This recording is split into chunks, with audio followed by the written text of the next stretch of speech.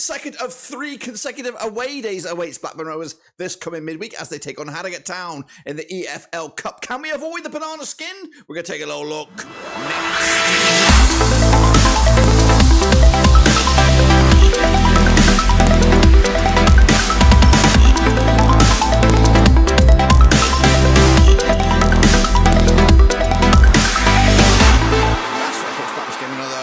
Preview, looking forward to Rovers' EFL trip to Harrogate Town. Of course, second away day out of 3. Of course, we've got another one coming at you.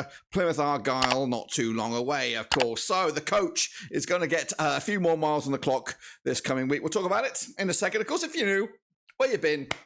Smash your subscribe button, bounty. All things Rovers related, EFL, Carabao Cup related, World Football related. We're going to all here, boys.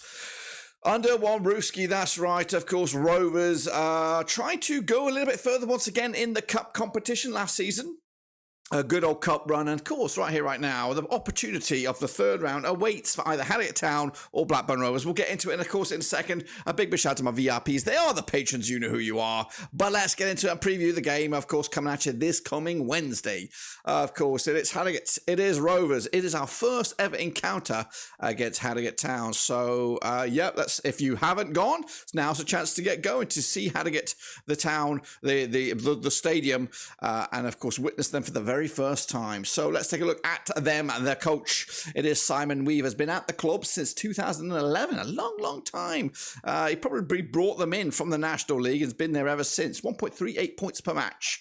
His contract does expire at the end of the season, which could, a lot of pundits from the League 2 have these guys going down, so or at least be in the conversation. So it could be a tough old matter here. Luke Armstrong's the main man right here, right now. He's 27 years of age. He's a striker, around about £400,000. And he's been on the score sheet already a couple of times this season and been in double digits for the past couple as well. There's only 19 players, senior players on the books for Harrogate Town with an average age of 27.4. They've got 2 Johnny Foreigners in there as well. What about the team? Let's have a little look at it. Mark Oxley has been number 1 and will probably be mill number 1. They've got Will Smith, get jiggy with it, in the middle of defence there with Rob McDonald, Joe Mattock, and a few other familiar faces. Into midfield, the likes of Liam Gibson, we've got Matt Daly there, we've got Dean Cornelius, fancy old name, Levy Sutton. Up top, we've got that Luke Armstrong, James Daly as well. So a couple of Dailies. Daily double. Could there be a daily double this coming Wednesday? We'll see about that. Let's take a little look then at the key men so far this season. It has been Luke Armstrong with a couple of goals or assists combined. George Thompson, Burrell, Muldoon in the mixer as well. But the average superstar standard has been George Thompson from midfield with Matthew Folds as well, shining the light at the back there alongside Toby Sims and co. What are we expecting from the lineup for this team? Well, we'll get to that shortly. Let's take a little look then at the numbers. An average of a 6.85 according to SofaScore, 4 players. That is in the league, not necessarily the cup. So they played 5 games, 4 goals scored, 6 goals conceded. Average of 0.80 goals per match. They've hit the roadblock just the once. As for possession, 51.4% possession. So not too shabby in that regard. A couple of clean sheets to boot as well. No red cards on the docket as well. What's going on behind the scenes then, or heading into this match? Of course, they did pick up a cheeky win over Morecambe, who were a division above them last season in League 1. Prior to that, though, they did lose to Accrington Stanley and Tranmere. They have lost at home. That was against Forest Green Rovers, the Vegans. But of course, way back when, and the Carabao Cup first round, they did beat Carlisle United. What's coming up then for Harrogate Town? Of course, they will go into this coming month of September up against Barrow, who are doing A-OK. And then, of course, Nottingham Forest under 21s await them the following week before they build up to Gillingham, who are flying high, Bradford, of course, and then Salford City. Very, very tricky games coming at you for Harrogate Town.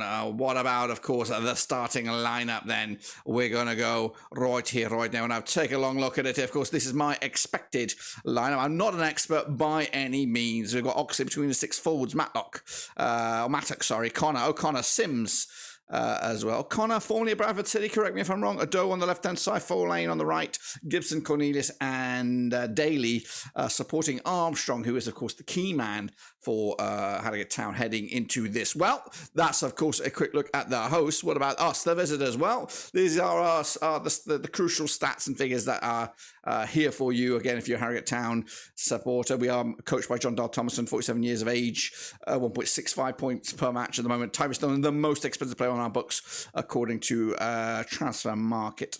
26 players on the books, 8 foreigners, 1 national team player, and 23.3 average. Where am I? Bloody hell, get me back in here. There I am in HD, of course. Let's take a look at the players then.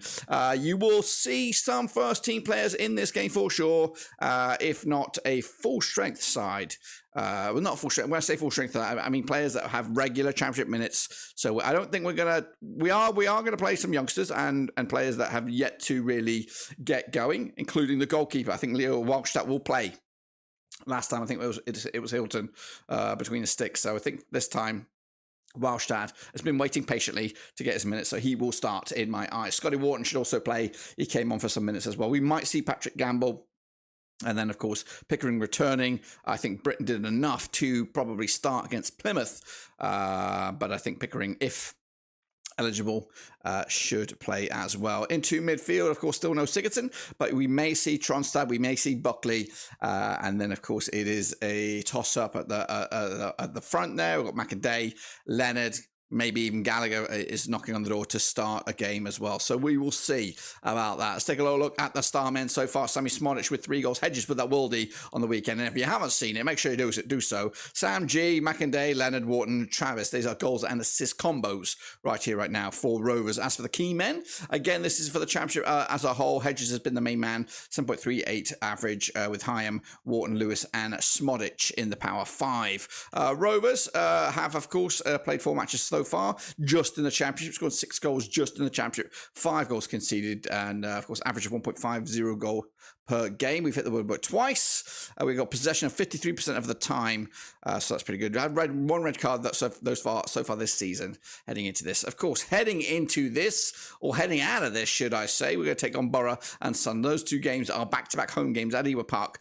following on from the international break. Then it's Ipswich Town, tricky, of course. Leicester also very tricky on a Friday night. That's right, and then Coventry City on a Wednesday. So a couple of tricky games coming up for Rovers. In fact, that whole month of September looks pretty rough.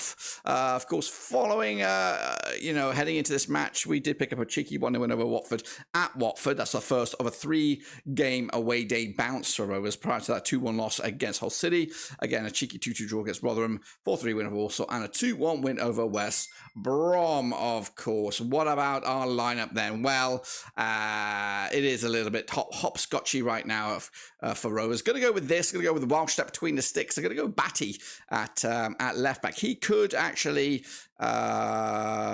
he could also make way for Pickering to come back in. So you could argue. Well, the question marks is if Britain. I don't know who else could play at right back for us right now. So it would either be JRC or Britain. And then on the left-hand side, you could put Britain, you could put Pickering, or you could give Batty a go. And I'm going to go for Batty. However, having said that, I'll move forward. Scotty Wharton at left back there. Young Barnes, of course, and Britain as well. Up top, actually in the middle of the park, we've got Tronstad, young Jake Garrett, Buckley, of course. Rumours has it he might be in or out of of JDT's focus at the minute. McInday on the right, Dolan on the left. You might even maybe give Pickering a shot up top on the left-hand side, or maybe Andrew Moran will probably get started. So that's probably what I would go for. Moran on the left-hand side, Leonard up top, or Gallagher. It is a toss-up, but I think I'd like to see Leonard get more minutes and maybe even a goal or 2 if he is on his A game. What else can we tell you about this game? Well, let's take a look at the comparison of the values. Just €3 million for Harrogate Town, 54 million is Rovers. So unquestionably, Rovers should, on paper, win this. But it is the Cup. It is football. It's any old game. We've already seen some major knockouts. Gillingham knocking out Southampton. We've also saw, I think, who else? Some other big boys went out. Coventry City, I think, lost to Peterborough. I don't know. I can't really remember. But let's, you look at that. You can take it. Take a note. Yes, of course, Rovers should win this one, and we should have beat Walsall. But that was a 7-goal thriller and just one game in it, and that was at Ewood Park. So let's not get ahead of ourselves. Meanwhile, of course, Harrogate Town coming to us on 1 win and 4 for them. Maybe hit form at the right time. As for Rovers, just one defeat in the past 5, so not too shabby for us thus far this season. Again, like I said at the top of the hour, we've never played these guys before ever. 58% form though for Rovers coming into this, just one defeat past 5 up against Harrogate Town. 3 wins, 3 defeats in the last 6. The bookies have 10-3 for Harrogate on this one. 4-3 on is your Rovers. 3-1 is the draw, which means penalties if that's the case. Rovers away form, unbeaten thus far, a win and a draw. As for Harrogate's home form, a couple of wins and a defeat thus far this season. Let's take a look at the other games that are going to go around the grounds of the EFL Cup this coming midweek. The Cherries, let's see the Singers, of course. Fulham against Tottenham, of course. That's an old Premier League affair, that one there.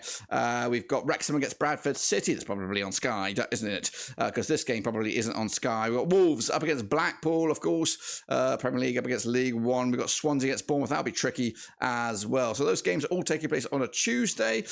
We've also got a couple of other ones on Tuesday here. Newport County against Brentford against Premier League Brentford there. Bolton against Middlesbrough. That's a bit tricky as well. Rolling into Wednesdays when this game happens, of course, game of the day. Chelsea also up against Wimbledon. Forest against Burnley in an all Premier League affair. And Doncaster, who are rooted to the foot of League Two, taking on Premier League Everton. So some potential banana skins there, but hopefully Rovers are not one of them. Of course, take a look at the top goal scorer, Chislett, man, with a couple of goals so far. Actually, there's quite a few players on too. If you see your clubs in there, smash your thumbs up. I don't see any new Harrogate Town or Rovers players in that mix right here, right now. We do have Hedges up there with a couple of assists. Who has started off pretty brightly with a goal and a couple of assists as well now in an all competition. So, yes, we'll see about that. If I'm going to be pushed for a prediction on this one, I do think with Welsh stuck between sticks, we will have a solid goalkeeper in there that will, of course, keep a clean sheet. I feel that this is his time to shine, to show what... I know Pears has been phenomenal in the goal, but for Rovers...